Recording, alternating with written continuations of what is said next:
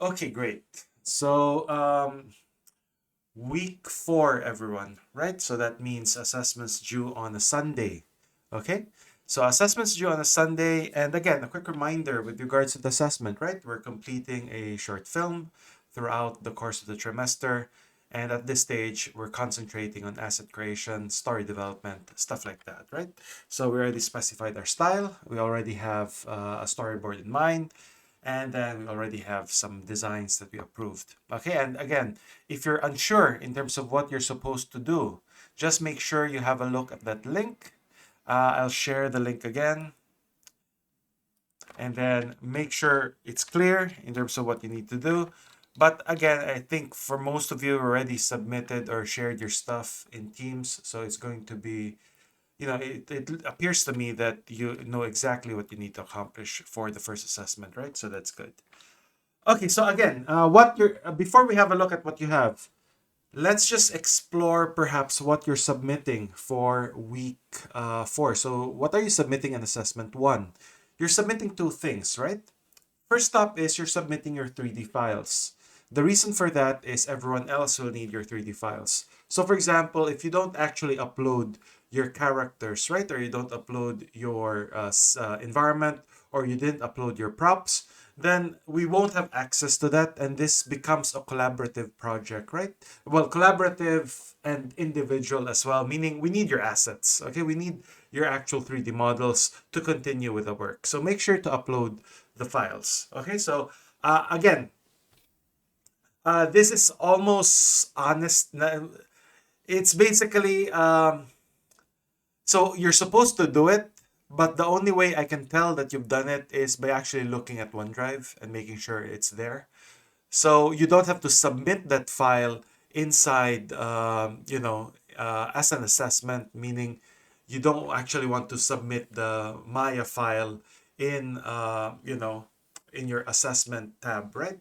But you want to make sure that you actually uploaded that into OneDrive. So hopefully this part is clear. So make sure you have your 3D files uploaded to OneDrive. Okay.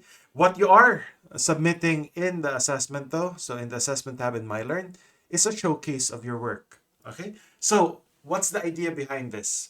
So when you're applying for a job, or let's say when you're trying to showcase your skills in a particular aspect of 3D, you're going to be doing it either as a portfolio, a blog, or maybe a breakdown of your work, right? So what I want you to do is just showcase what you've done for whatever task you were assigned. Okay, so how do you do this? Lots of ways, right? As I mentioned, probably best to do this as a video. So for example, right, why are we doing this? For example, you're applying as as a modeler, for example. Then oftentimes they're going to look for a modeling reel specific for that type of modeling. So, for example, if they want to see or assess or evaluate your talent as an environment modeler, then they want to see a demo reel or a video or a breakdown of an environment that you've done, right? So you're not submitting a Maya file to them. You're going to be basically creating a showcase video of anything that's environment model related. Okay, so you won't show things like character animation or let's say effects when they're primarily looking for environment modeler. Okay, so this is why we're doing a showcase video. So it will just allow you to practice that process of showcasing specific aspects of your work, right? So hopefully that's clear. Okay. So why are we doing this? Because the idea of the video or the showcase video, right? It showcases four things, okay? Now, maybe two is probably enough for what you guys need to do, but usually videos and breakdown videos are there to showcase a few things. Your 3D skills, okay? Pretty obvious, right? So it's there to see for people to evaluate if you have the technical skills and the 3D skills to actually develop, let's say, stuff like character model or let's say an environment. It will also, the video itself also can showcase your creative and design skills, meaning 2D skills. Let's say, have you done something like a sketch? So oftentimes we create sketches, and then we'll show how you're able to convert the sketch into a 3D model. So again, you can showcase your design skills on top of that, right? Because again, um, maybe oftentimes when you're working, so you'll have, let's say, or when you're applying for a job, yes, they're looking for someone who can model, but if you're also someone that can design on top of that, that really helps you a lot. So if I'm able to showcase my design and creative skills, let's say my sketching skills in that video, I will definitely do that, right? Another thing that you want to showcase in your video is your understanding of the big picture and also understanding where you are in the production pipeline, right? And I'll demonstrate this later on. And something that's hard is to show your ability to work as a team. But maybe we'll talk about that later on. But let me just show you what I mean, okay? So ideally, your video has to show those 3 or 4 things, okay? So just an example, okay? Students doing the character models here. Okay, how can you showcase your character modeling skills? How can you showcase the stuff that you've done for this project? Maybe you create a breakdown video, right? Similar, I guess, to what you see here. So let's just have that finish. So there you go. Okay, so see, even that, okay? The reason why that is good is because I can easily tell, I can already tell what software you're using. I'm not suggesting at all you put a name and your contact details there. I'm just saying that that single frame allows me to see that you know how to use ZBrush, you know how to use Maya, you do After Effects, stuff like that, and maybe Substance Painter. So why is this important? It's important because, see, as I mentioned earlier, right? It's important you understand the bigger picture. It's important as well for me to understand what your 3D skills are, what specific software do you use. Okay, so there. So let me just play that. So I should have just played that from the start. Okay, so there you go. Okay, see. So why is this good, guys? As a breakdown, okay? As a showcase, why is this good? It's good because notice that you are able to, so this particular artist didn't necessarily create the concept himself, but notice that he's just showing his ability to take a concept, let's say take a sketch, and actually convert that or create a 3D model out of that. This is not very easy at all, right? Because the sketch in itself is quite appealing, meaning it has that nice character. You can see the persona of the character, right? Transforming that or transmitting that to, let's say, a 3D model can be quite hard. Okay, so notice that the appeal of the character is actually well made. See, notice that the modeler here was able to transmit the initial appeal of the character to the final 3D model. Although this one, yes, the modeler, you know, sculpted the face as well, just to give, and also pose the character. And we do this a lot. We pose our characters just so everyone can see the appeal of the character and everyone can, you know, see, I guess, it presents your character in a better light, right? If you post it. Am I suggesting that you post it? Probably not, because you might end up rigging it. We actually just prefer sculpting it when we're creating a post, meaning we put it in ZBrush and we actually create a post out of that, or we have a software like Poser, which we can post our character, but you don't really want to rig the character just for showcase purposes, right? But again, this is a good example, okay? So notice now, see, instead of just creating one image or just in creating one turntable, notice that this particular showcase demonstrated from a wide angle, from a close-up, and even from an extreme close-up. And the reason for that is, if you're showcasing your work, the studio might want to be able to see if you modeled enough detail in the face and modeled enough detail, or how you approach modeling, let's say, things like the hair, things like the eyes, and all of that stuff. So, okay, so notice again, we have a wide shot, we have a mid shot, and then we have a close-up. Again, really good when you're showcasing your work, right? So again, some other examples here. Notice that one. See, notice that again. It's modeling and texturing.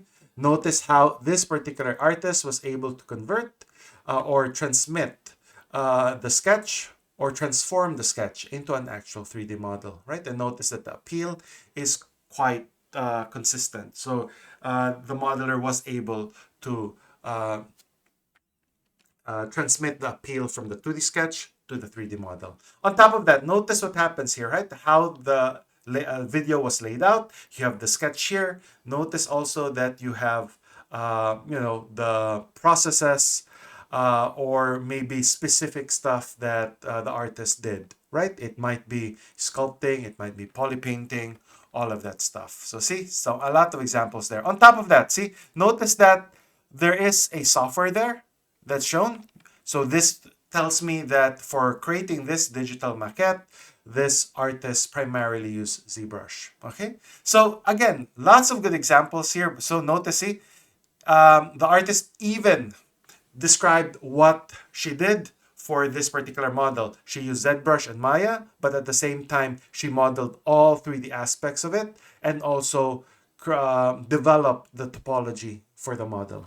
Okay, so again, you're showcasing your work, right? Think about that, how you can do it, how well you can present, your work, right? So I guess the best way to perhaps think about it, if you're applying for a job, maybe you want, let's say you need to showcase the thing you've done in this project.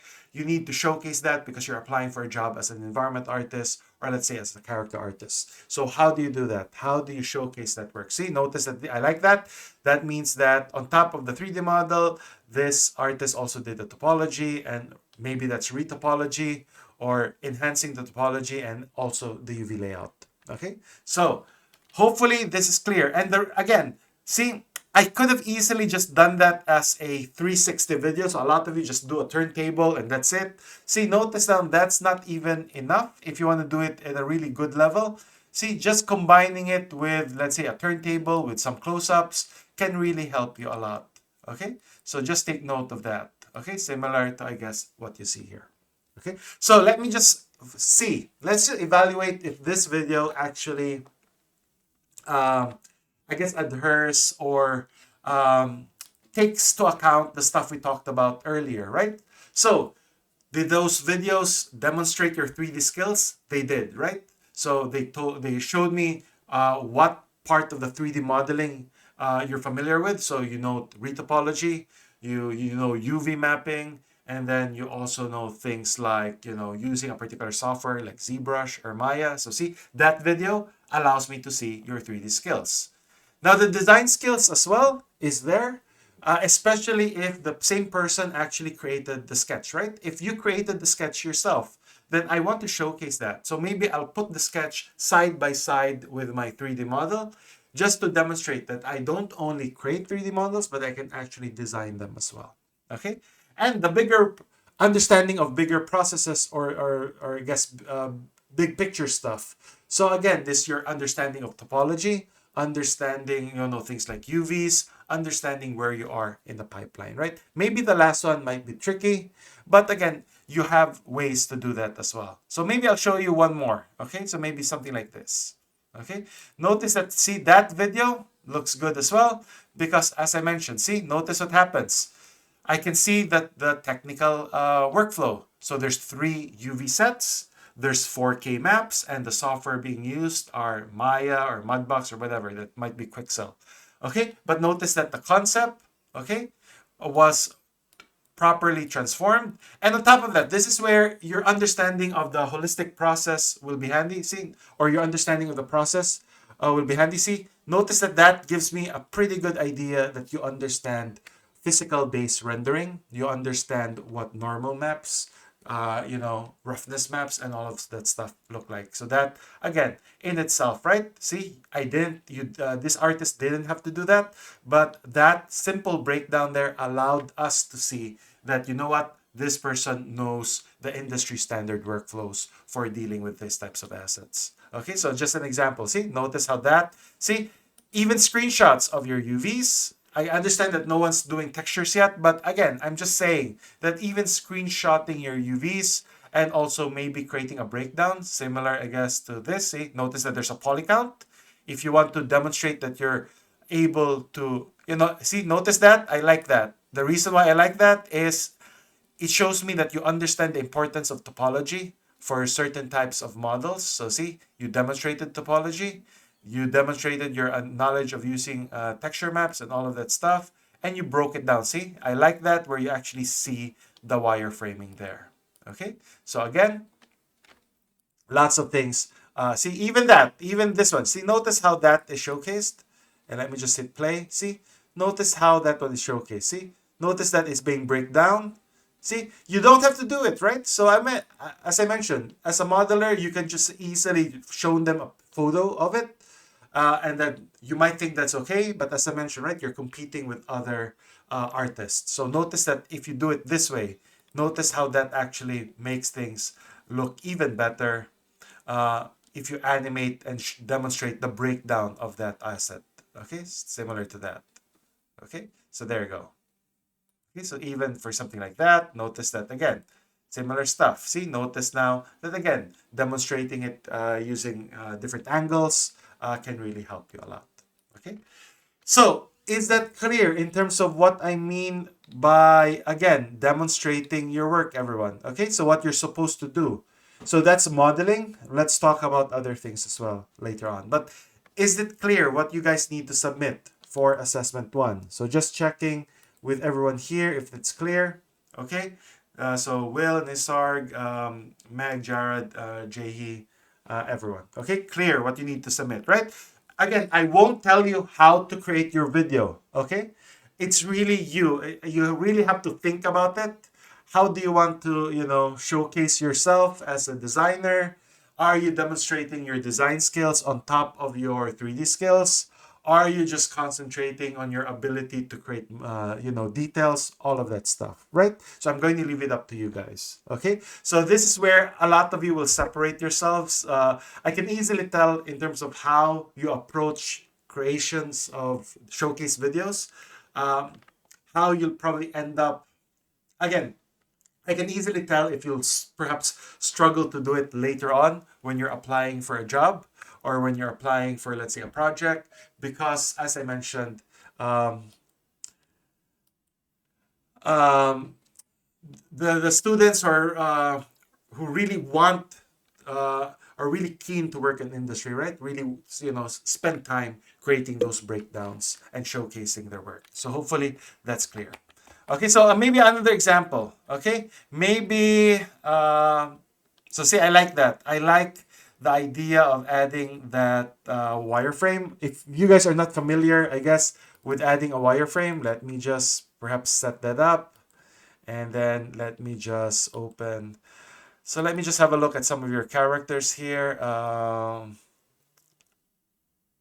Let's say that one. Okay. Okay. So, as I mentioned, you might be able to just go under Arnold, add a light. So I prefer adding a sky dome light, and maybe in my sky dome light, I might add something like an HDR.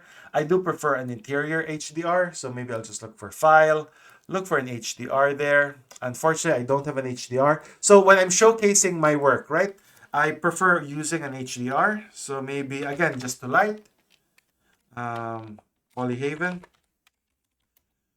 Okay, and in Polyhaven, I'll go for HDRs. I usually go with an indoor one, and an indoor one that's a studio. So let's look for a studio. There you go. Okay, so the reason for studio is because it just gives you a typical studio lighting setup. I usually don't like anything that's... So maybe I'll look for something that might be good here. You know what? Maybe this. I want something that's less bright. You know what? Maybe this. Small studio. Okay, download that. And then maybe I'll just plug it in here. And then let me just very quickly do this, guys. It's just hard looking for folders. I just have too many of them. Student projects. There you go. I'll just plug in an HDR. Okay, so there you go. And maybe I'll plug that in. Okay, and lighting, use all lights, and hardware texturing. Okay, and then again, I'm showcasing my model, right? So maybe what I'll end up doing is perhaps select the gecko. Maybe I'll delete all history. Maybe the hammer. Maybe I'll assign a new material. Maybe an Arnold one. Maybe I'll use a standard surface. Okay, and maybe with that standard surface, Let's see. So with that standard surface, let's have a look. So again, I like this. See, this is what I like if you have an HDR there and you turned on lighting, because you can easily see the details that you might, you know, that might be hard. So for example, the hammer. I'm looking at the hammer, right? I understand that you guys are still working on it. So see, notice that, see, I see that, and I can easily tell where I might need to add more, detail. So this is where a lot of you, for example, you have a cube. So see, so you have a cube, and maybe I'll assign the same material, standard surface. So see, so that might not be enough detail wise. So maybe what I'll end up doing, notice what happens, right? With that lighting, it just allows you to, for example, maybe reconsider some of your modeling detail. Maybe I'll just do a bevel for that. And maybe for bevel, I can just perhaps modify that and then add some segments. And then there you go. So let's see. So see guys, notice what happens. That detail there looks totally different from what we had earlier. Okay, so again, see, that looks actually better, right? So again, it just helps, informs you, right? The lighting will inform you of additional ways you can perhaps enhance the model. But anyway, we're talking about just adding that wireframe. Let's see if I can just remember how to do that. There's a lot of methods to do that. So let's say I'm just showcasing my work, right? And maybe to showcase my work, maybe I'll just go here and then render it in Arnold, render. Let's see if I can still remember how to add that wireframe. Let me just adjust the settings here. I'll just go GPU, and then there you go.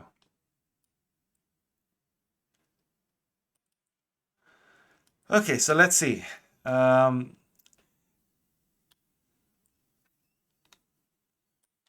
for whatever reason, let's just see if we can just increase the exposure.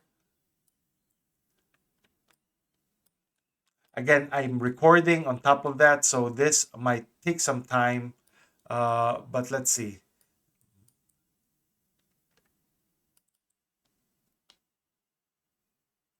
Okay. Got it. So I might have a material stack there. Anyway, I'll just remove that.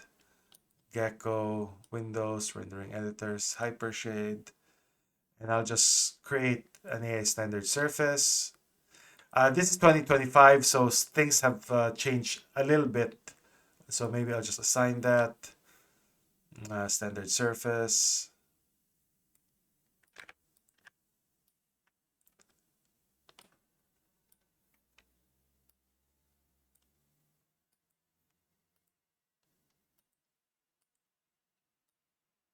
There you go. Jeez. Okay, so maybe I'll just adjust this, modify that.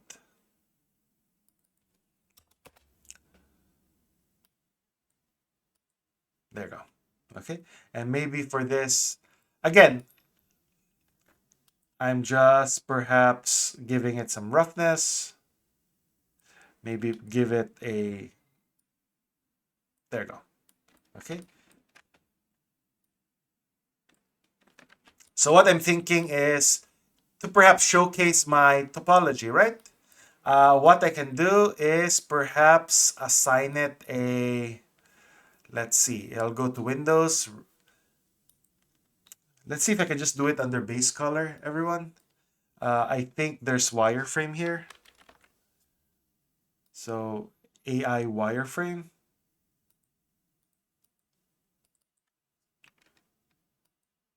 So there you go. So AI wireframe. Let's see if that actually works.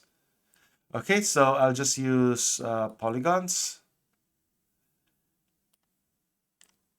And maybe, so I guess that's one way of doing it. Let's see if I can just use one. There you go. Okay, so you can go to, let's say, a lower subdivision, and you can show the wireframing for that. So that's one option of doing it, just to showcase your, I guess, wireframe on top of that. So see, notice that I can actually change the default color to something else. Okay, so I guess I have something like that. Again, to showcase the topology of my object, right? So again, you can press 3 if you want a smoother shaded view, or you can press 1 if you just want the base topology or the base object for that. Okay, so again, this one method of doing it, but as I mentioned, right, you can do it by just assigning a material to it, and under color, you just create, as I mentioned here, you create a AI wireframe. So that's AI wireframe there. I think you can even just go directly and assign an AI wireframe, guys. So just to show you, I'll just go AI wireframe, okay, and assign it directly to the object. Okay, so that's another option there. Okay, so I think we're good, right? So showcasing maybe a few examples here. So for example, if you're doing, let's say, layout, okay? So let's say you're doing layout, everyone. How can you showcase layout? Again, this is not uncommon, right?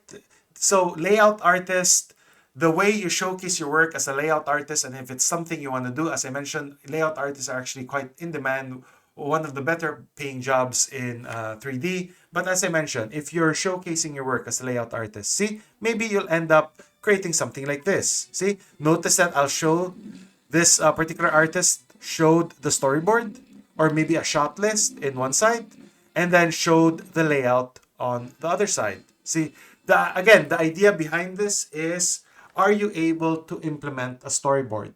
Are you able to convert or create a 3D scene out of that storyboard? Okay, so again, your skills in terms of implementing a storyboard. So see, I can see that that's a storyboard. The actual layout is close to what the storyboard shows. Okay, so as I mentioned, again, allows me to demonstrate my skills there. Okay, so again, see, I could have easily, some of you might say you can just easily submit the play blast for that. But as I mentioned, right, it's showcasing your skill. Will that be enough to, for example, get you a job when there's like 30 or 20 or 30 fresh graduates as well applying for the same layout position? Okay, so if I'm doing it, I'll take it a step further. So I know that some of them might not add basic materials to their, to their layout. I'll end up doing it. I'll just put some basic materials just so I can play around with things like color and just enhance the stuff that I have. So see, notice that. See, again, there's no lighting there or anything, but it does demonstrate the ability to, again, convert that storyboard into an actual scene. Okay, so similar to this one as well. So see, notice now that, again, exactly the same thing. So see, so you have a storyboard there, and notice that the layout artist was able to convert that particular story into a layout sequence. So there you go. So see, notice now you even have a breakdown there. Okay, so there you go. So just some examples, right? As I mentioned, I'm not going to specify how you're going to showcase your work. I'm just giving you some examples of what other artists, particularly professionals, have done. Okay, and maybe you can use that as maybe your starting point, so you understand, I guess, what you end up do. I guess you understand what it takes, right? To create something that might be competitive in industry. So, for example, if for the students doing environments, similar stuff, I understand that you might not have enough time to, so you're not doing texturing or anything like that. But see, for if you're an environment artist, adding a simple HDR there, rendering it out with, let's say, something like a wireframe, can just allow you to showcase your ability to generate environments, but they're also optimized. Okay, so I like seeing the wireframe primarily because I want to see if you actually think about things like topology and things like optimization when you're creating your environments, okay, or props. Okay, so there you go.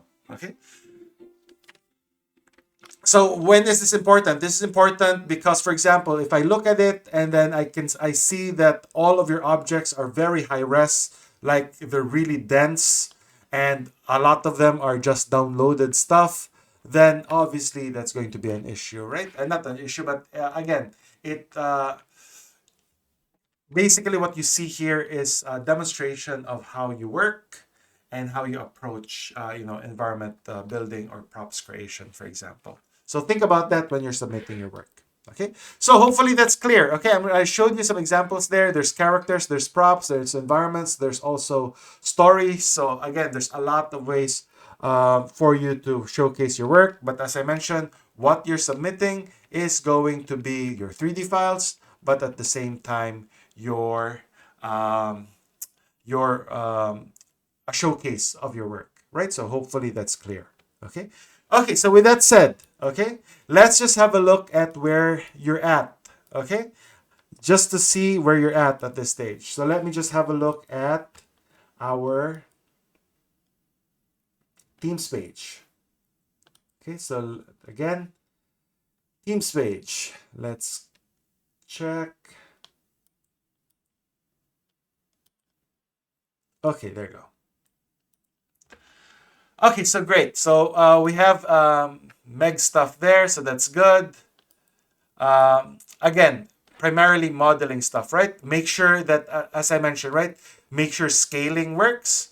And what I might like doing as well is I also like just checking what it might look like. So on top of that, Meg, you might want to just have a quick look at what it might look like in the full environment. So I do have this one here, Environment Forest Lab. I'll open that and I'll see your model in context with everything else. Okay, so let's just have a look. Okay, so there's Meg's model there. That's good. Notice that I just added a few stuff there just to populate it. So that's actually looking pretty good. Uh, Again, this one, we might need to modify that. So perhaps I'll just demonstrate how you could do that. So this one, I'll just select all the vertices, scale it down in Y, so everything will be flat. And then I'll just move the entire thing down. There you go. Okay. Okay, so that's looking good. Obviously, we might need to perhaps modify this entire edge. Maybe place it there. And maybe this one, place it there.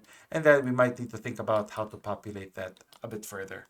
Okay, so that's looking good. Again, I prefer just checking if its scale is good.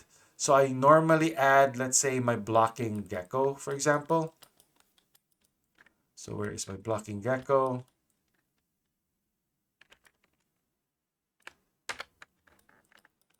So there you go. So see, that's basically, I'm just looking at the stairs. So maybe the stairs is really meant for, I guess, the masters or the humanoids or aliens that are actually there.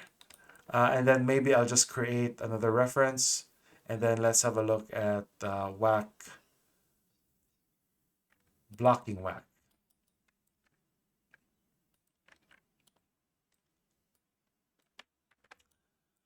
Okay, so there you go. So that's looking good as well. Okay.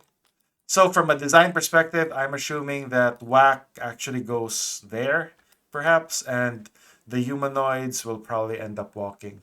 Okay. That's right. So the ramps are there for the robot, and while these ones are for the actual owners or whatever, inhabitants of that, research facility, right? I also, for the students doing the other areas, make sure they're in scale.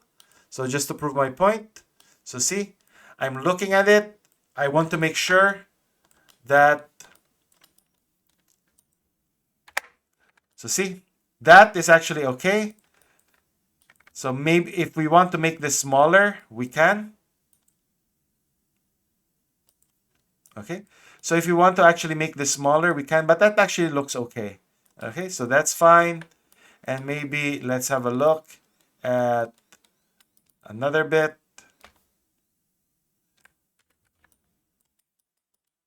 So again, we just need to make sure that the scaling for each one of them looks good. So this one we might need to adjust, but let's see. Let's see how it goes first. Okay. Meaning if we need to make this smaller, then we will. So if we need to make it go down like that, see, that's fine. Okay. So if for layout artists, you can definitely move props down if you need to. Okay. Because again, it really depends on, because we're really concentrating on the story as well, right? So that's good. Okay, so I can see that that's good. Let's have a look at the rest of you. I'm primarily looking at the Teams page. Not sure where it is. There you go. Okay. Uh, Gecko modeling, that's good. Again, the tricky bit will be the eyes, because you might have, and let me just demonstrate that. Eyes will be tricky, right? So what do I mean by eyes being tricky? Okay.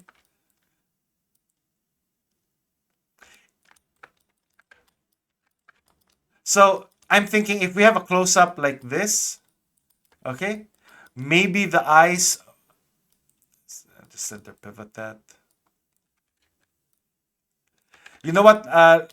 We'll just try this one. But oftentimes, when we have a character with eyes that are very expressive and will really, be visible in screen, we normally model that, in a different way. So basically, what we end up doing is,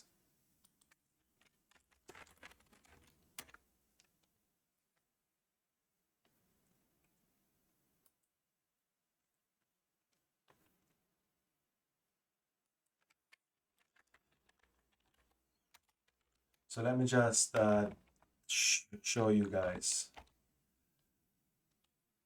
Okay, so again, we normally do it for big eyes, right? So if it's big eyes and it's going to be clear, oftentimes we just model. So eyeball, iris. So there you go. So see, notice that we usually have this approach where we model the eyeball, the cornea, and the pupil separately. And the reason for that is it generates better lighting. So it allows you to generate lighting like that. So see, so you have nice reflections and you have nice interactions with lights. Because if you just model it as a single object, oftentimes you won't get the proper refraction and proper glossiness on the eyes. You'll just have everything glossy. So you, again, if you model it as a single thing, right? But as I mentioned, we'll just try it this way. But normally, if you model it just like that, you won't get really expressive eyes like the one here. Okay, so maybe stuff like this. Okay, so notice that again. See, you model the cornea, and then you have the eyeball and top of the iris, and then you can even have a pupil. So there's 4 or 3 objects sitting on one another, and that gives you some really good refraction and really good interaction with lights. Similar, I guess, to stuff like that, or maybe similar to that. If you don't, you'll end up with, I guess, something like this. So see, that is actually still modeled. It will look really flat if you don't. But again, let's just try it out. Let's just stick with what we have. But normally, right, with expressive eyes, you might have that issue. Okay, and just be careful as well. So I like that. So I always look at, see, no gaps. So that's looking good. You need to make sure that they're connected, the face and the body. But that's relatively easy anyway. So perhaps I'll just demonstrate that. So,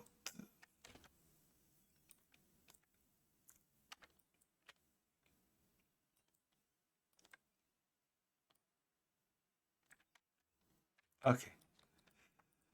So if you want to, you can easily do bridging. So for example, I'll edit mesh and I'll just detach. and then select mesh separate, and I can just remove that, and then so I'll basically just count the number of edges you have. So that's 1, 2, 3, 4, 5, 6, 7, 8. So 1, 2, sorry, let's just do that again. 1, 2, 3, 4, 5, 6, 7, 8. 8, so maybe 16 edges. So basically, if you want to do bridging, you just need 16 edges there. So what I'm thinking is maybe I'll just select, let's say, 2, 3.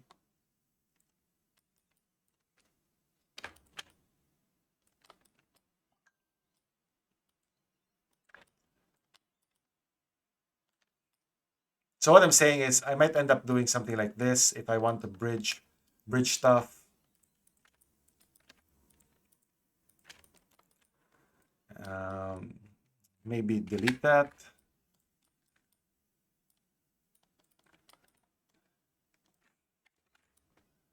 So that's 1, 2, 3, 4, 5, 6.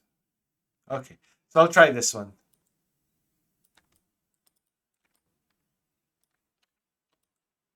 I won't save it. So, but basically, if they have the same edges, so basically the same edge here and here, you can just go mesh and then combine. And then once you've done that, you can just select those edges, and then go edit mesh and then bridge them. I can't bridge them because they're not the same edit mesh bridge. So they're not the same. Do that again.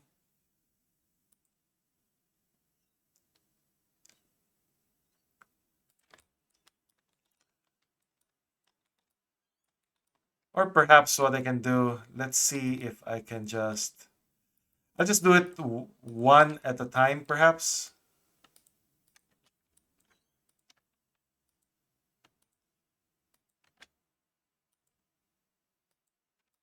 So I can bridge and then bridge. So basically that's what I'm saying. That should bridge if they have the same number of edges. And now if I press 3, I'll get something like that. I just need to make sure that the bottom ones have the same number of edges as the top ones. Okay, and then you can actually end up bridging that. Similar, I guess, to the legs. Although the legs, you can keep it separate, so that's fine. Um, Mouth, be careful with the mouth though. It has to open, so that might be an issue. So normally when we model stuff, we model it with a neutral pose for the mouth. So what do I mean by that? Um, what I mean by that is have it a little bit open, right? So I'll just go soft selection. So soft selection, I'll just go object and then soft select. I'll just have that at surface. So again, I prefer the mouth to be open a little bit, right? So that means just model it that way. So neutral pose for the mouth. Because again, the character needs to be expressive, right? And then maybe this one.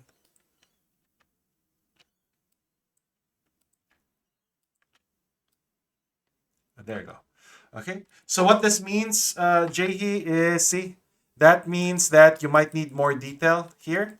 That means you might need to go and insert an edge loop here and maybe here. Okay. And then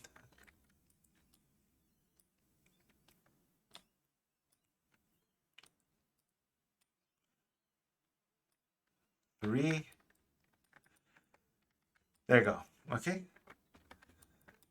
And then if it's jagged like that, you can always go and use a sculpting tool like the smooth tool. And then you can just smooth it out. And I'll just turn on, let's say, symmetry. So I'll just smooth it out. So see, oops, a bit too much. I just smooth it out.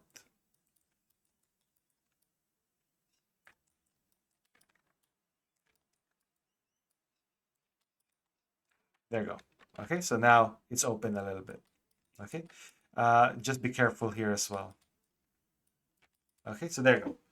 Okay, that means as well the lips has to be expressive. So what we normally do is we need to make sure that the lips are expressive. That means if you might need to, lots of ways you can do that. You can, I guess, just manually do it.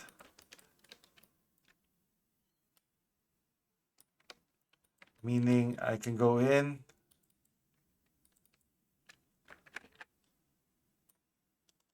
I haven't modeled for a long time, but let's just see. So that means just adjusting that and maybe adding more detail to it. So you need more details on the lips, right? So maybe for example here, so your character can be more expressive. So maybe here, all the way here.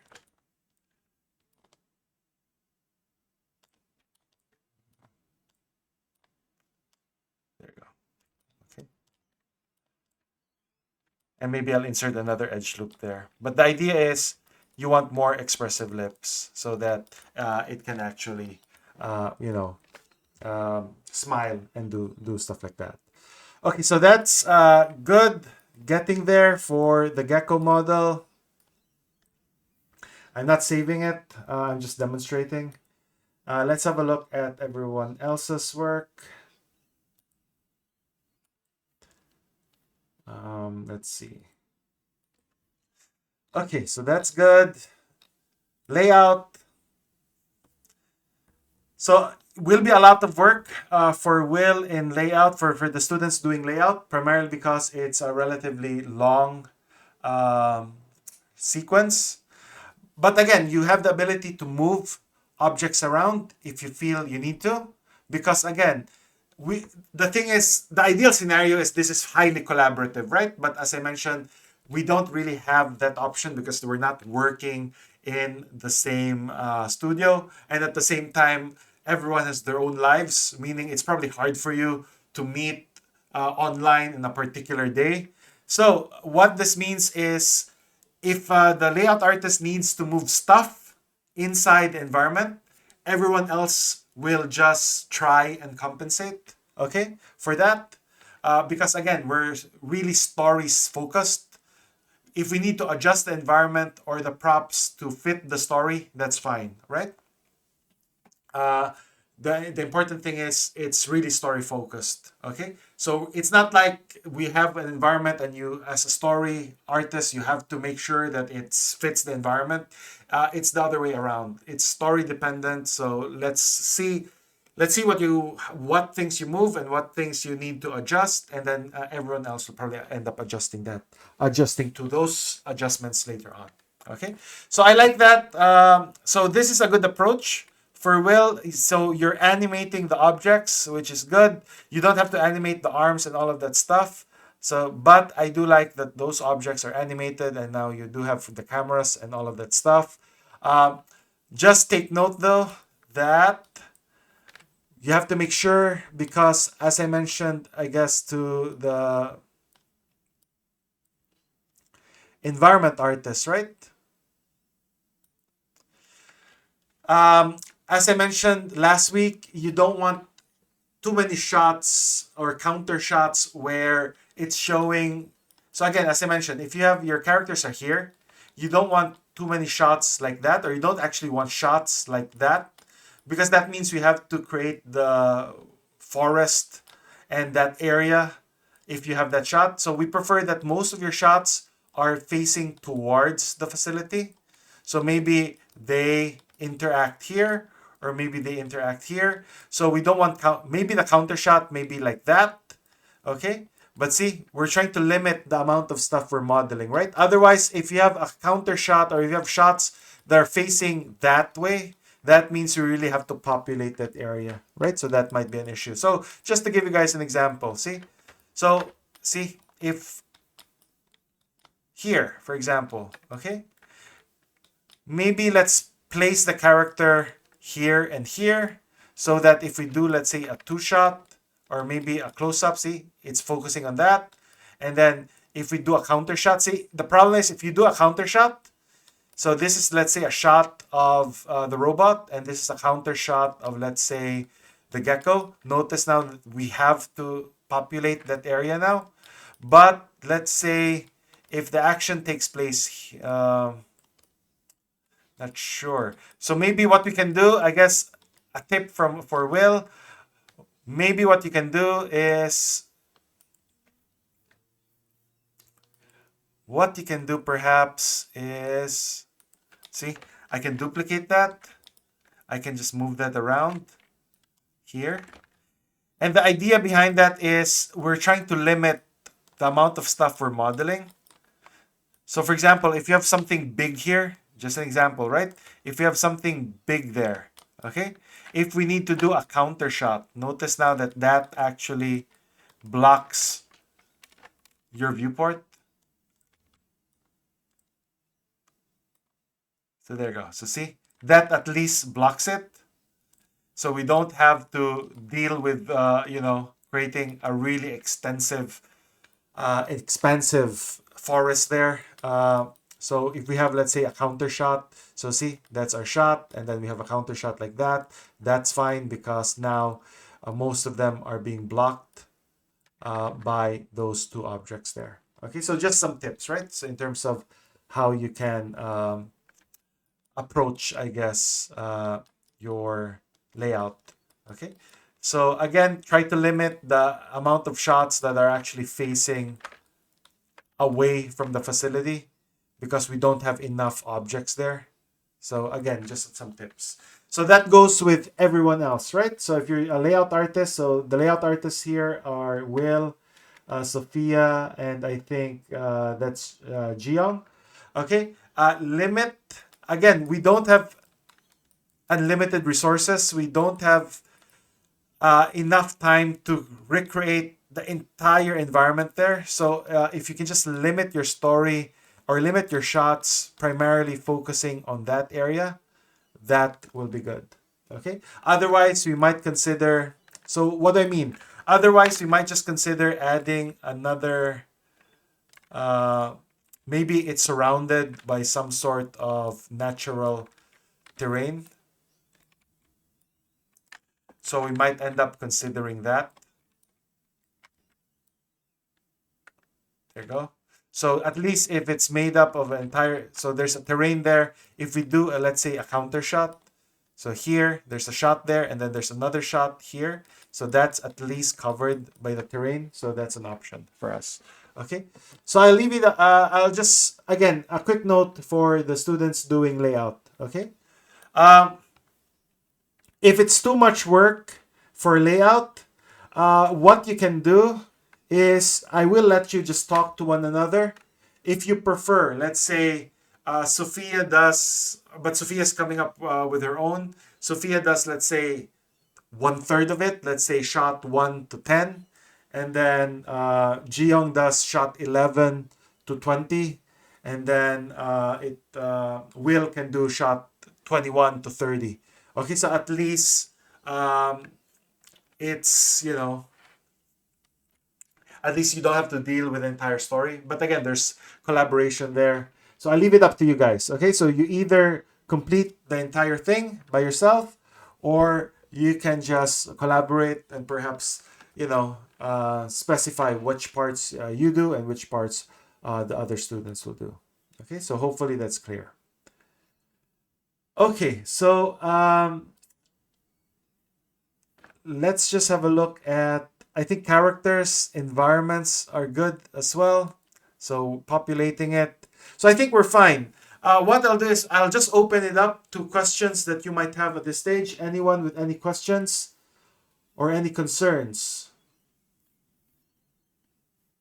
So just checking with the students here. So Jaehee, Jared, Jiyoung, Meg, Nisarg, Sophia, Will. Any questions at this stage or concerns? I'll just leave it, I guess, for questions that you might have. So all good. So no questions at this stage. Okay, so as I mentioned, right? For the story or layout artist, I will allow you that um, option if you want to do it, in parts. You can do that, but if you prefer just doing it yourself as a whole, that's fine as well. So I leave it to you guys. Okay. Okay, so I think that's it. Okay, looking forward to seeing your work. For the students not joining us, or students watching on using the recording, again, just take note, right? What you need to submit. And at the same time, make sure to share your files. Okay, so looking forward to seeing what you have. We do have one last challenge for week 4. It's no big deal because it's basically just sharing your work, right? So let me just plug that in. Just share your work. Okay, that's all you need to do. That means you do it by next week. So I'll just plug in a challenge there. Um, Announcement. And then that's week 4 challenge. Okay. And then I'll just plug that in. And then that's it. Okay. Plug. And then share your work there. Okay. Okay. And that's it. Okay. So I'll just stop the recording, everyone. Stop recording and also stop recording using OBS.